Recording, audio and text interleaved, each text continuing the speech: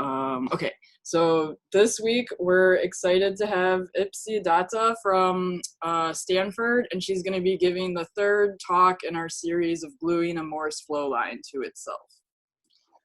Okay, hi, you can hear me? Yes, okay. Okay, so first let's review the setup that we've been following for the last 2 weeks.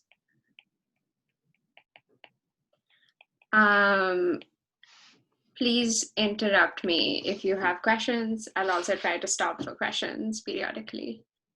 Okay, so we have a homotopy of circle-valued Morse functions. So from some manifold X to S1.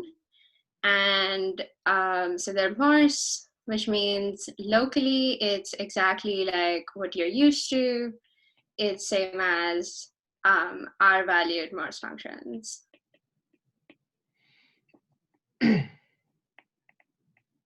Okay, and we have some metrics on X.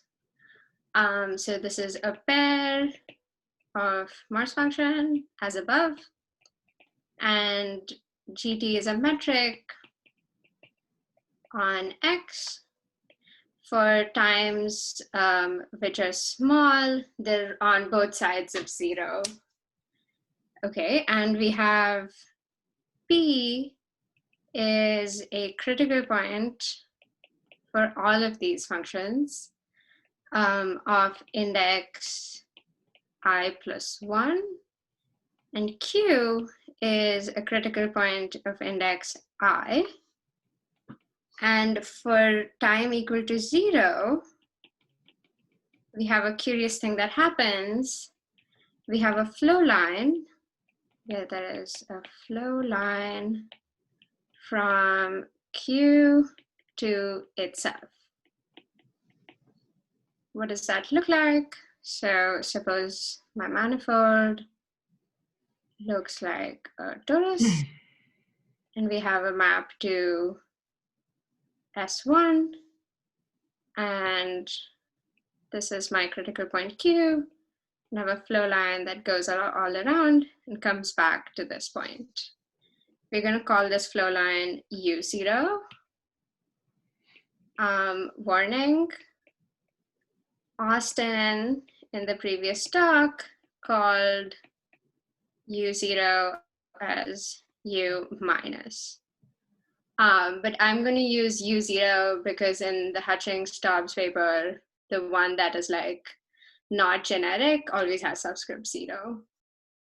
Okay, and another thing that was introduced is we take a submanifold sigma, which is the inverse image of some regular value.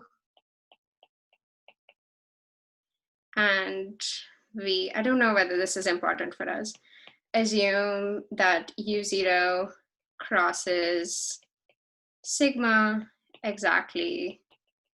Oops, can you not see this? You can't see this. Exactly once. Okay, and now we take a U plus, which is a flow line from P to Q. Flow line. And now we want to know, so we can have these like broken trajectories, which look very bizarre maybe. So you have from P to Q, you have U plus, and then you have a bunch of things going from Q to Q, and these are all copies of U0. So this entire broken trajectory is a flow line from P to Q. And what index do they have? This will have index 1, and these all have 0. So the entire system has index 1. Okay. So what we want to know is, can we have sort of a trajectory, which is an honest one, from P to Q, and which limit to this as t goes to 0 from some side, and we have some other parameters which do something reasonable.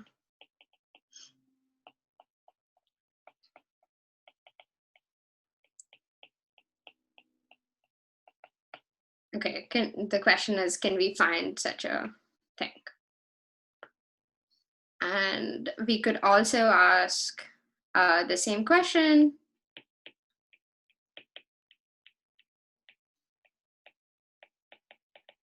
If we had a flow line on the other side, something from Q to some other, say, R of lower index. But we're going to concentrate on this U plus case. Okay, so that's the setup we've been working in. Any questions? Okay, so then we go to, okay. So now I'm gonna review gluing one copy of this U0, which was done by Austin.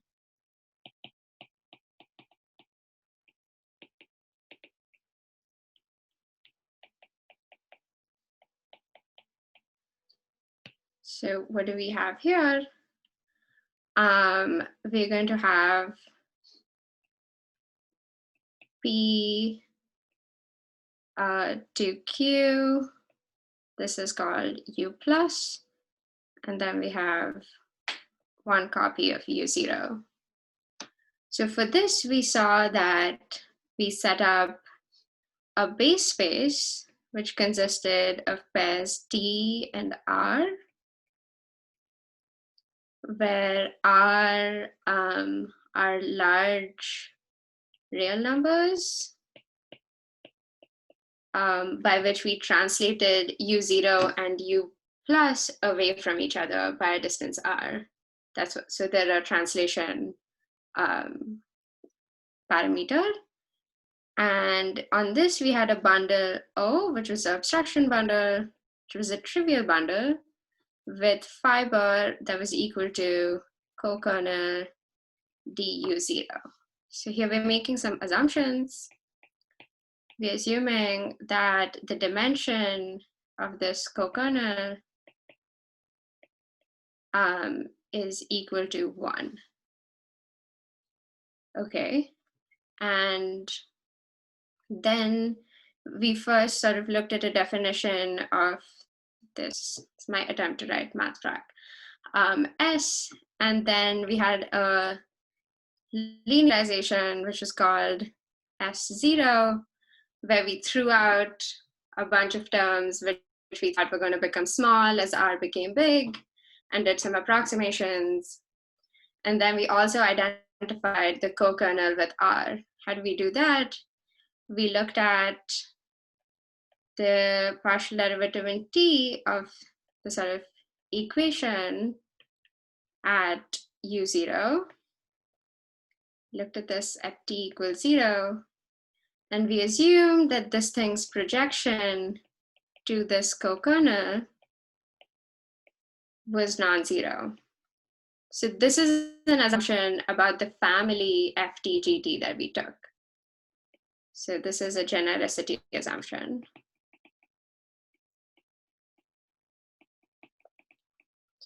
And then because this is not equal to 0, we decided that we're going to set this equal to 1 and look at projections of everything we care about onto this one-dimensional space. And then we got these equations, which look like this, where eta depended on is that negative or positive? Let's say asymptotics of U plus as S goes to infinity, So it's over here, and lambda minus was, so it's the minus of the largest negative eigenvalue of the Hessian at Q. So it's the smallest in absolute value. Okay, let's try parsing this a little bit more. Draw sort of torus picture that we Austin was talking about last time, but I'll sort of lay it out flat.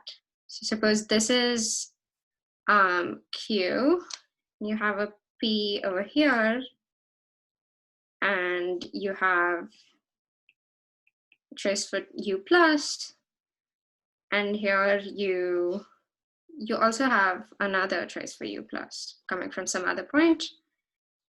And then you have two things moving out because this is index 1. And this is your U0. And now you're asking whether, let's call this P prime. So will I be able to glue the U plus coming from PP, or P prime sort of depends on which way we are what sort of FT we chose. Okay, what do I mean by that? If we look at this co-kernel element here, notice that the first term doesn't really depend on T. So this whole thing is really how this V is changing, which was the gradient of the FT. So we're looking at this object. Now, if you look at this object, by identification with some things, it means that these like flow lines or this local picture that I have, I'm changing it a little. So let's imagine that these like horizontal things coming from the two sides, we keep it constant, and this vertical line, we're sort of tilting it. Let's suppose we're doing this. So this is at time t. Then what you can imagine is that we can only glue this side. And if I wanted to glue the other U plus, I would have to tilt to the other side. So this was a sort of donut falling on its side picture that Austin was doing. So this is, shows that there's a directionality, and you can only glue when eta and t have opposite signs.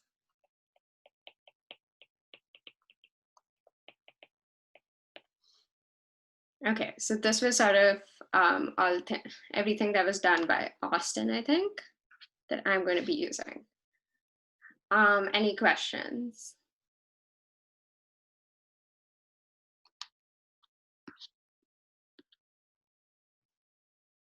Okay, so now let's move on to gluing more copies of U0.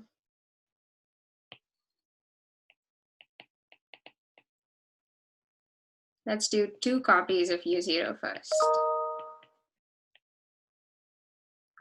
So what do we have? We have P. We have a flow line coming to Q.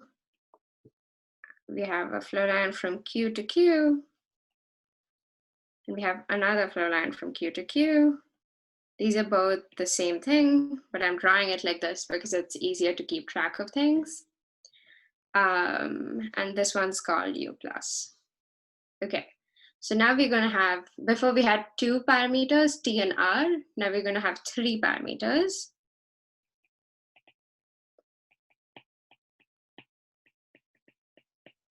We're going to have 2 real numbers, R1 and R2, which are going to be large.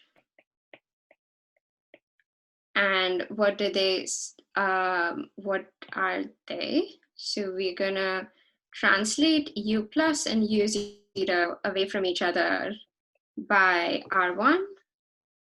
And we're going to translate these 2 copies of U0 away from each other by R2. So R1 is total translation of U plus and U0 away from each other. And R2 is the same for U0 and U0.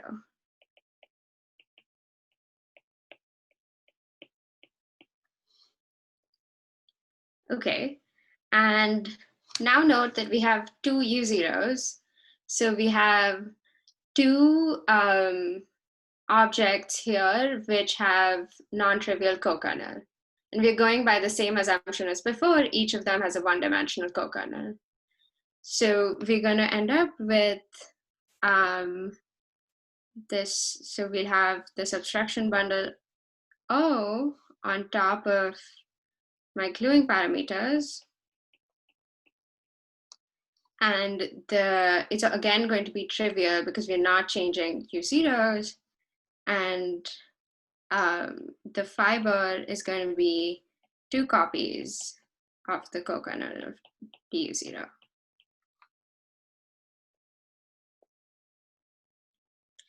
Okay, and we're again going to develop this section S as the same way as before. But so before we had two perturbation things, psi plus and psi 0, and now we'll have 3, and then we'll do the same sort of throwing out of things and end up with section S0, which now will, if we want it to be 0, we sort of have two equations.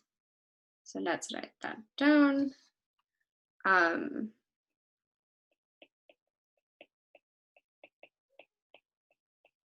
0 implies, I'm going to write it down and then go through what they are.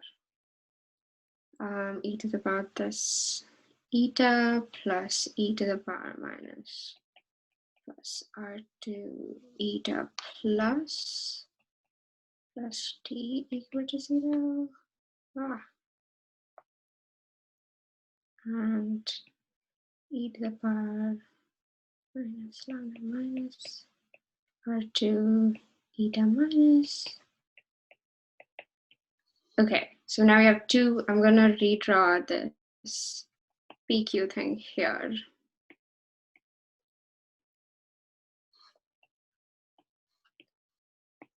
Okay, so we have two equations. If you notice, the equation below looks very much like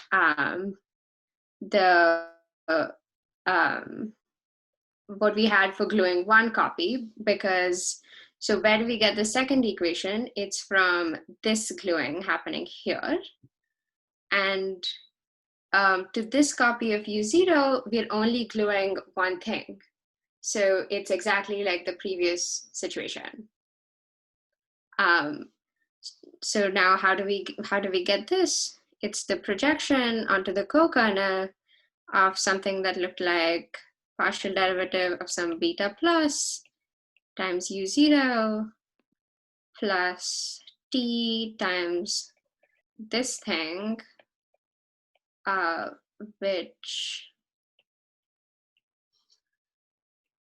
so under this projection, this part went to 1. And so this eta minus is coming from, so what is eta minus? Eta minus depends on asymptotics of U plus as S goes to minus infinity. So eta minus comes from here.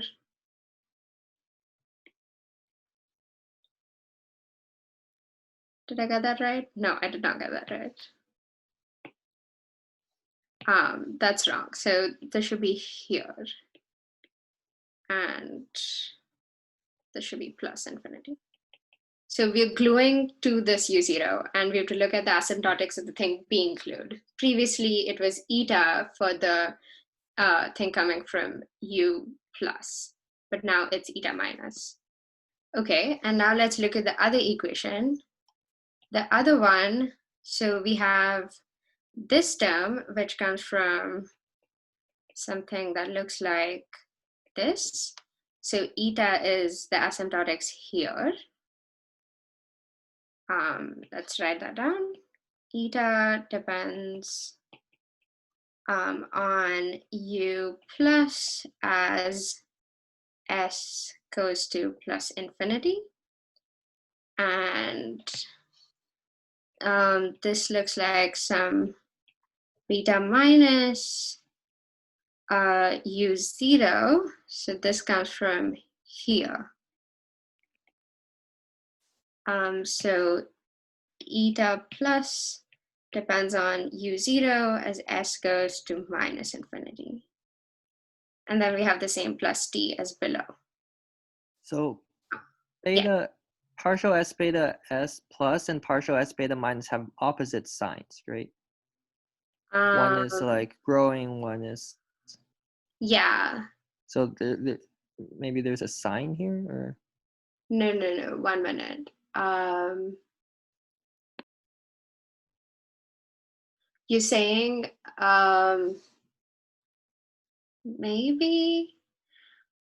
No, I think once you take, so to do this projection, you're going to take some sort of L2 product, and that should give me something positive. That like this, like I should end up with this thing, which is positive.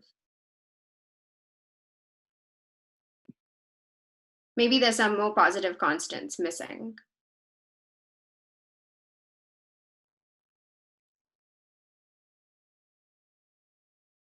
But the beta plus one is, as you go to positive infinity, it's the cutoff function is kind of like decreasing, and as you go to minus infinity, cutoff function is increasing to 1. Maybe that contributes a sign. I think the signs are correct. Okay.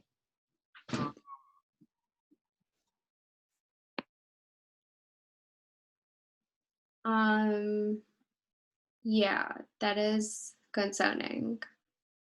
Okay. But I think this is right. Okay. Okay.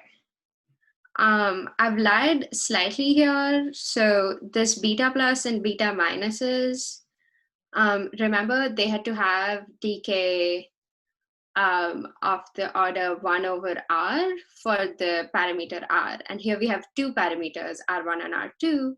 So they're going to differ. You have to sort of scale them so they make sense. So whenever it's coming where, at a junction where the parameter is r2, you have to take a beta plus, which has decay 1 over r2. Yeah. Okay, so the point to note here, so we get an equation for each copy of u0, and we get terms in that equation which come from the number of things you're sticking to that u0. So for this copy of u0, you had a u plus and a u0, so you had two things. And for the second copy, you had only another copy of u0, so you had one term. That's why there are different number of terms. Oh, I didn't say something maybe. Okay, lambda plus. So lambda plus is the smallest positive eigenvalue of the Hessian at Q. Okay. So now we've reduced our like, can we glue problem to these two equations, and we want to know when we can have zeros. And that sort of depends on the signs of all of these things. So we get conditions for gluing to exist depending on the relative signs, like sign relative to each other, of t, eta, eta plus, eta minus, and we have two eigenvalues. So in some cases, it'll depend on the difference between them, whether that is positive or not. I will say something about it. So let's write down these things. So there exists unique gluing if and only if all of the following hold. So I convinced myself that these are right, and they're a little confusing. So the first condition is sort of easy. We look at the second equation, and we see that we have a positive thing sticking to eta minus. So the only way to get a 0 is eta minus and t have to have an opposite sign. So that's condition 1.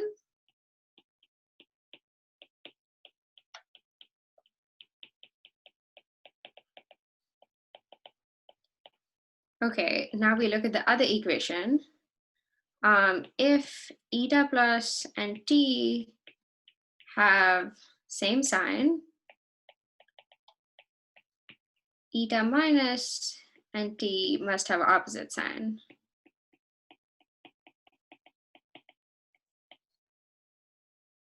Again, so the three things, you're adding them to be, you want 0 if two of them are positive, the other one better be negative. Okay. Now come the slightly confusing ones. If eta plus and t have opposite sign, and wait, this should not be eta, this is eta, excuse me. And eta and t have same sign, then we want lambda plus to be greater than lambda minus. So you sort of have two exponential curves, and you're moving them using t, and you want their slopes to be in such a way that there's chance that they'll cancel each other out and like intersect each other. So that gives you that condition. And if these two have opposite sign, and eta and t also have opposite sign, then lambda minus has to be greater than lambda plus. Okay, but the point is, if you juggle around these signs and go through this like very complicated logic puzzle, there are conditions for which you will get both of these equations to be 0. Okay, any questions?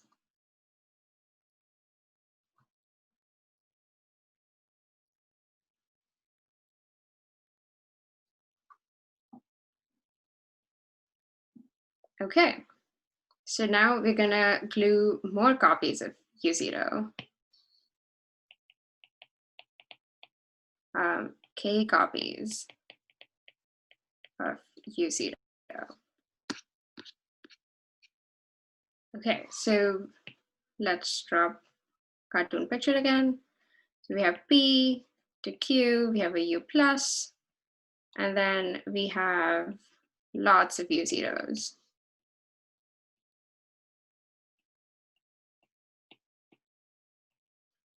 K of them. Okay, so now we're gonna have, so now we have K sort of points we're doing the gluing at. So we're gonna need K translation parameters. So we have R1 to RK, large real numbers, and we have this T, which is small again. And what are these going to be? So R1 is the total translation between U plus and U0. And for J greater than or equal to 2, Rj is going to be the total translation between the J minus first U0 and the jth U0. Yeah, so we're gonna have here, we're gonna have a R1, then this here where there'll be R2, and this last translation will be RK. Okay, in the same fashion as before, so our base space becomes all tuples T R1 to RK. And we have an obstruction bundle whose fiber now has K copies of the co-kernel, 1 copy for each copy of U0.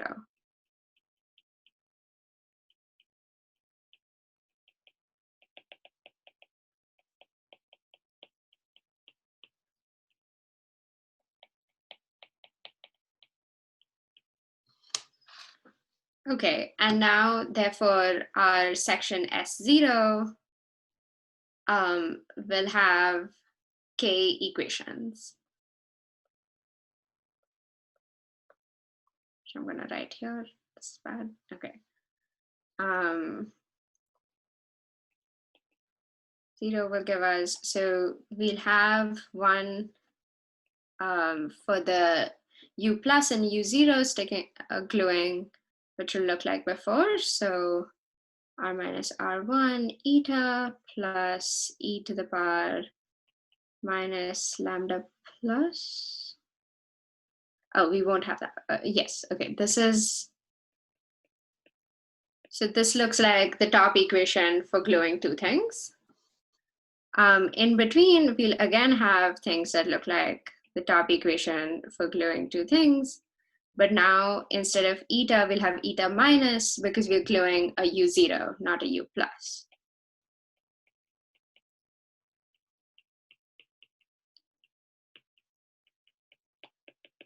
So this is for J from 2 to K minus 1. And for the last copy, we'll have a thing that looks like the last equation of the previous time.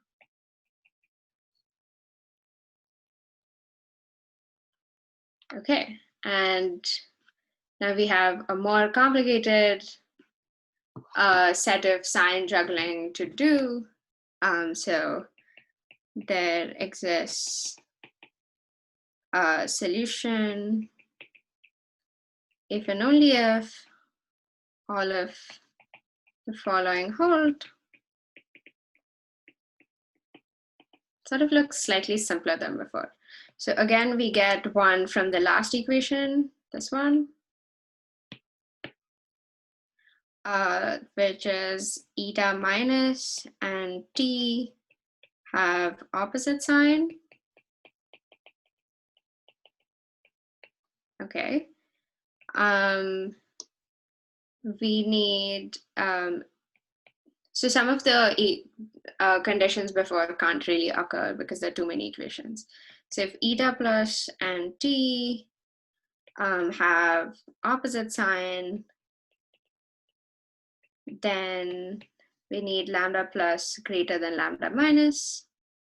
And we also need eta and t to have opposite sign.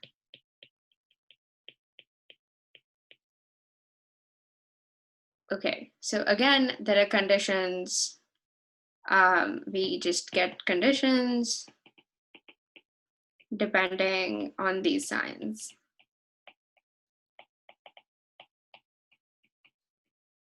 Eta, eta plus, eta minus, t, and lambda plus minus lambda minus. Okay, so any questions about this? I've lost track of the gluing parameters. So Okay. Are these conclusions valid for all possible large enough choices of the gluing parameters? Yeah. So the gluing parameters, so T was the homotopy parameter, which is small and around 0. It can be plus or minus. And R1 to RK are the translation. So R1 is the total translation between U plus and U0. So that's right on top. And so the other R's are between subsequent copies of U0. So R2 is between the first and the second copy of U0. And whichever copy, so when you're making these equations, you want to look at a particular copy of the co-kernel. So let's say we're looking at the first copy of the co-kernel, which gives us this first equation. Then we're looking at what are we sticking to this first copy of U0 here. And for that, we have one copy of U plus and one copy of U0. And we get this eta, which is from this, from the positive end of U plus, which is what we're sticking. And we get this eta plus from this negative end of the second copy of U plus, U0. And we therefore put the R1 and R2 as like whichever junction we're looking at. So is it correct to say that for a given t close enough to 0, if gluing is possible, then there's a unique choice of all the r's for which it works? Yes, yes. So this uniqueness will come from sort of a larger looking analog to the theorem that Austin wrote down, which comes from from setting up a contraction mapping. But every time you're going to get something, you have to make it so that you have a right inverse.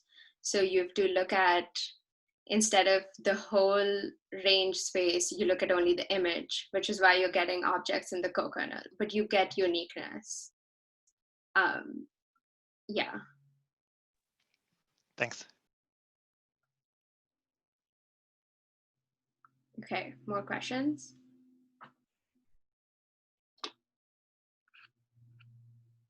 Okay. Yeah, so now it looks like there's like, oh my God, so much going on, but it's curious that you can sort of put all of these sign combinations into three different cases, which I'll write down because it's fun to realize. So we sort of have three cases. What do I want to call them? Okay, of how many copies?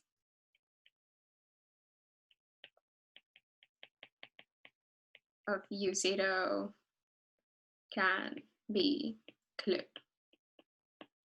Okay, so let's first just decide that eta minus, just one of those things, is negative. It could be positive and then everything else follows.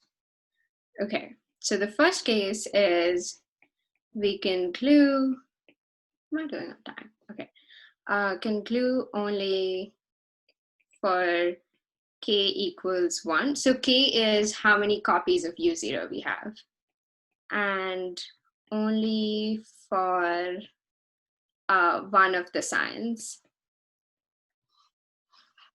Okay, when does this happen? For example, if eta plus is greater than 0 and eta is greater than 0, then we get this. Why is that true? So we have eta minus is less than 0. And in all of the conditions we had before, eta minus and t, whenever eta minus appeared, had to be of the opposite sign. So for t less than 0,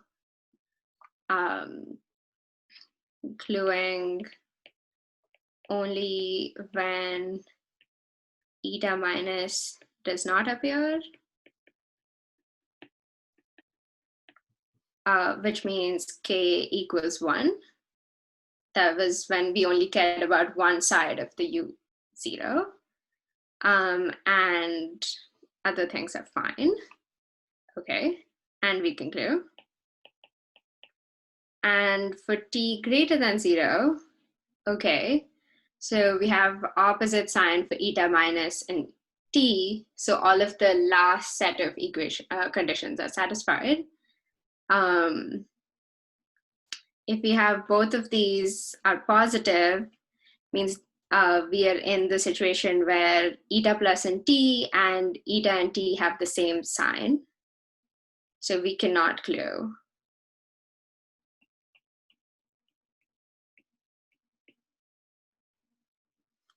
All of these conditions. So this number 1 was satisfied, but 2 and 3 are not satisfied, and similarly before. Okay, so keeping track of all that, we get, this is one sort of scenario. What is another case that can happen is we can glue for all k for one of the signs and none for the other sign. What's an example of such a thing? When we have eta plus greater than 0 and eta minus less than 0, then for t positive, all k is possible. And for t less than 0, none of them are possible. Okay, and the third case becomes we can glue for k equals 1 for one of the signs and for k equal to 2 for the other sign and nothing else. This can happen, for example, when eta plus is less than 0. Now we actually need to care about lambda plus and lambda minus and eta greater than 0. So for this, we'll have for t greater than 0, only glue for k equal to 2. And for t less than 0, we only glue for k equals 1. I haven't covered all the cases, but they all fall into this, these three. I'm not able to put them all on the screen at the same time. That's sad. Okay. Okay, so we started with this problem where we had like infinite number of k's and lot of variables, and we were like, what can happen? But it sort of comes down to a bunch of signs and there are like 5 signs that you need to care about, and you can sort of categorize them in much shorter a way than it looks like at first glance. Is the conclusion in case 3 also that it doesn't work at all for k greater than 2? Yeah. Yeah, so that's curious. One sec. Why does that happen? Yeah, it's because we needed in k greater than 2, we had this like 1 and 3, which is sort of very rigid looking. You have to have that eta and eta minus have the opposite sign from t, and here we don't have that. We took both eta, like we have eta as positive and eta minus is negative, so both of them can't be different from t at the same time. Okay, more questions?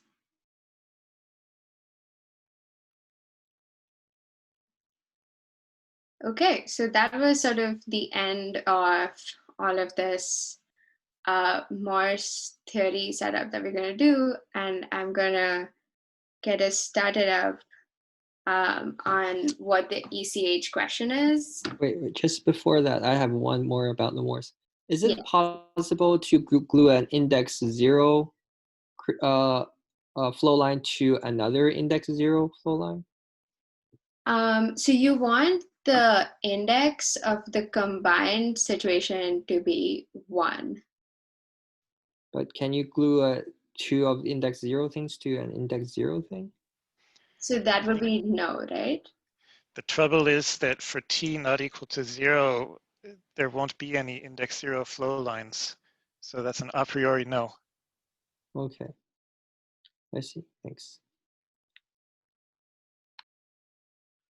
Yeah, you want the whole, so the flow lines that are like limiting to it are generic honest flow lines, and therefore they have index 1 at least. So you need that. Yeah, thanks, Chris. Okay, more questions before we move on?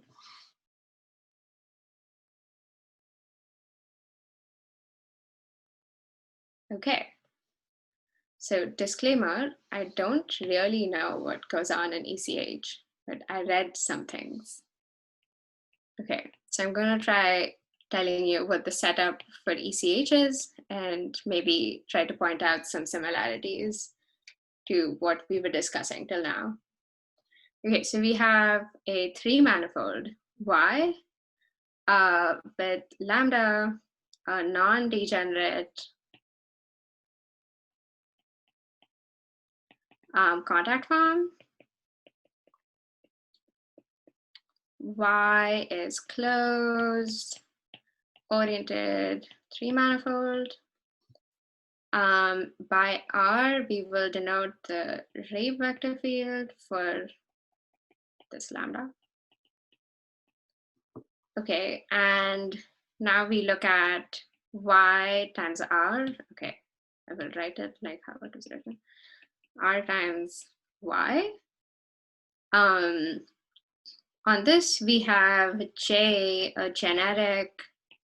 So this is code word for a lot of conditions that will get assumed. Generic, almost complex structure on R cross Y. Let's call the variable in the R direction S. We have it such that J takes the differential in the S direction to the Ray vector field. It acts nicely on the contact structure, so it takes the contact structures to itself, rotating positively.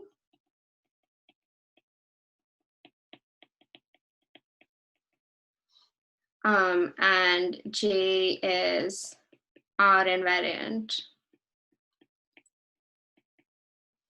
Okay, if we have such an almost complex structure, we can look at holomorphic maps from, these are going to be punctured, compact Riemann surfaces. So you take a compact Riemann surface, make finite number of punctures, and you take a map into this almost complex space, such that they're J holomorphic. So the differential commutes with the J's. Okay, and we also want the ends of U. So because you made punctures, that these asymptotic ends that can like blow up, we want them to be asymptotic to Ray orbits. So they start looking closer and closer to some sort of, if gamma is a Ray orbit, we can look at R cross gamma, which is like a cylinder, and U will start looking like this near the punctures. But this could be sort of upwards or downwards in the R coordinate. And what is the problem that we're going to care about? We want to glue along a branched cover of a thing called a trivial cylinder, which means this sort of R cross gamma is all throughout.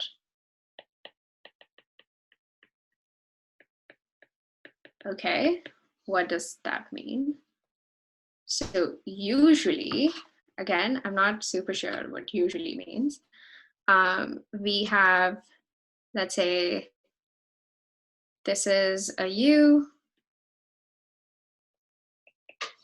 and we have which has like index equal to 1, which means that the dimension of its moduli space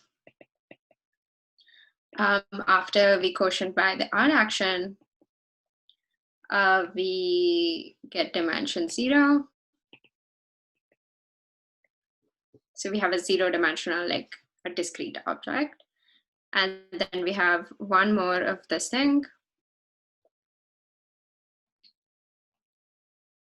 So that it's like ends match up very nicely. This is also some index 1, u minus, and then we have a gamma 1 and gamma 2, and it's like nicely matching up. Usually, so what shows up?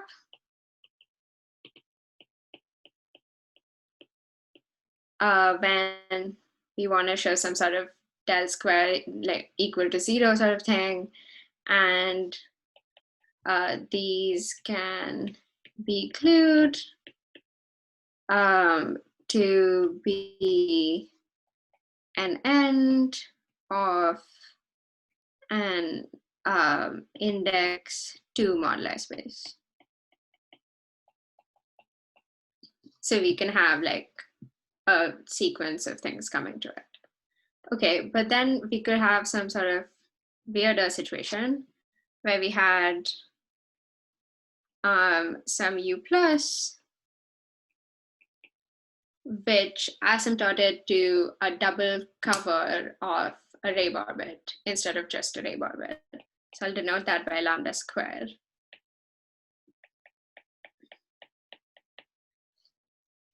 And on the other end, maybe we have the same sort of u minus as before.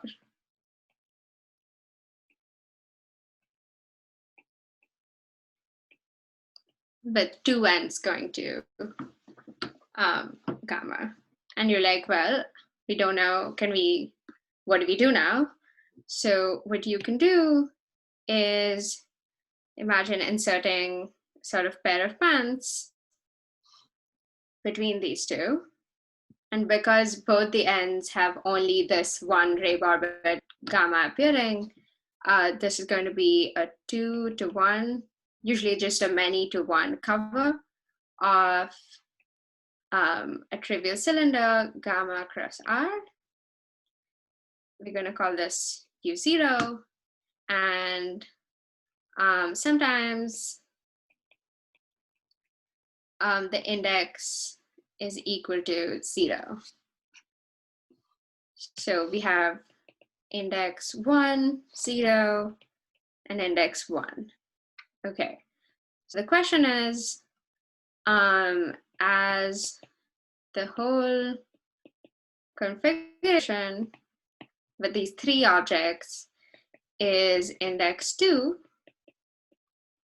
can it be glued to an end, to be an end of an index 2 moduli space, just like before? And the answer, I think, in most cases is yes, like whenever the indices match up. And you can also ask in how many ways, like do you have different sequences leading up to it?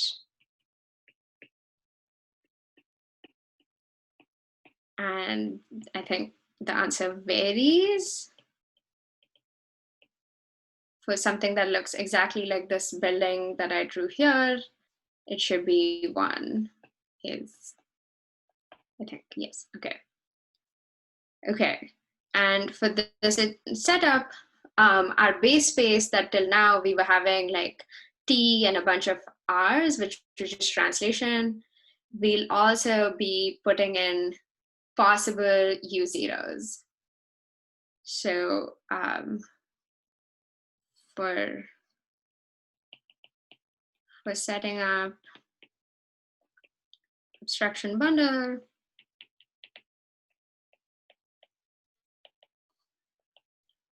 base space will include choices for U0 and some translation parameters.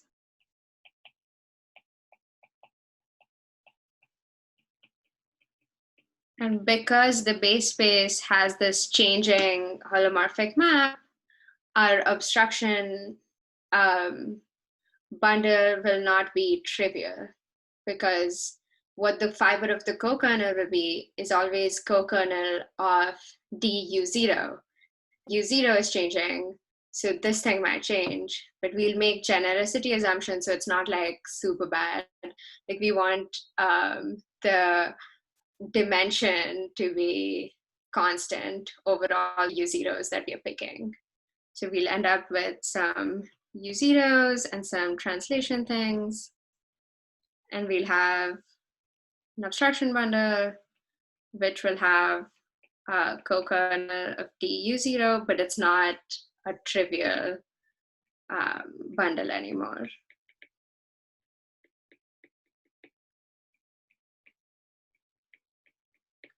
But we still, often look like we can get constant dimensions, so it is a bundle.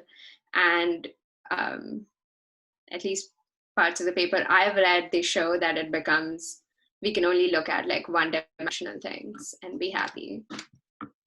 Okay, so that's like trailer for what is going to come in the next talks. Okay, I'll stop there. Thanks so much. And I have